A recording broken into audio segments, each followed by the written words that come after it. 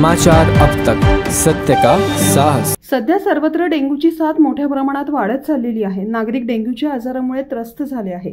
डास वाढू नये याकरिता मनपाद्वारे फॉगिंग मशीनची फवारणी केली जातात, पण मनपाचेच कर्मचारी आजारी असल्यामुळे फवारणी योग्य त्या वेळी होत नाही। याची जाणीव लक्षात घेता सहदेव गोसावी मित्र परिवार यांच्या वतीने फॉगिंग मशीनद्वारे फवारणी करण्यात आली। या शहरात जे होत असलेल्या डेंग्यूच्या दुष्परिणामामुळे अनेक निष्पाप नागरिकांचा जीव जात आहे। डेंग्यूचा आज तुम्हाला पेपर वाचवतो, आजचा पेपर आहे, याच्यामध्ये चिंताजनक हा शब्द वापरलेला आहे। चिंताजनक म्हणजे भयावह। जसं कोरोना काळात भयावह शब्द वापरला गेला होता प्रसार माध्यमातून, तसं आज प्रसार माध्यमातून भयावह म्हणजे 17,000 घरात डेंग्यूच्या आळ्या भेटणे म्हणजे 10-15 लाख लोक आजारी पडू शकतात। हे आम्हाला वाटलं की याचं काहीतरी जनतेमध्ये अवेअरनेस व्हावा, जनजागृती व्हावी, म्हणून आम्ही ह्या लहानशा आंदोलन मार्फत जनतेला सांगतो की आपल्या घरात पाणी साठू देऊ नका, नारळाचे तुकडे साठू देऊ नका, कुंड्यानं कोरडी ठेवा।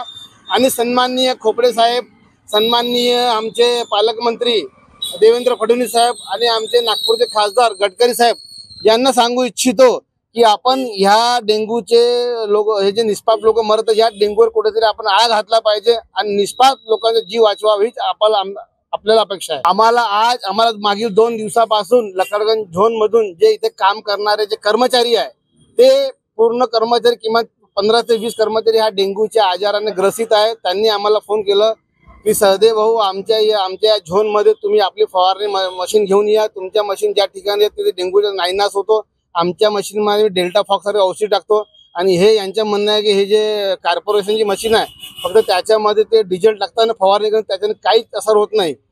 तर विभागीय आयुक्त साहेबांना सांगायचे आहे की तुम्ही जे योग्य ते ज्याच्याने मच्छर मरू शकते, मच्छर हे नायनाट होऊ शकते, असं ते औषधी वापरा आणि जनतेला ते योग्य न्याय द्या आणि या डेंग्यूच्या याच्यावर अंकुश आणा। आता आम्ही चालवतो, तुम्ही बघा आणि पूर्ण करतो आता सॅनिटाईज पूर्ण एरियामध्ये याच्यामध्ये।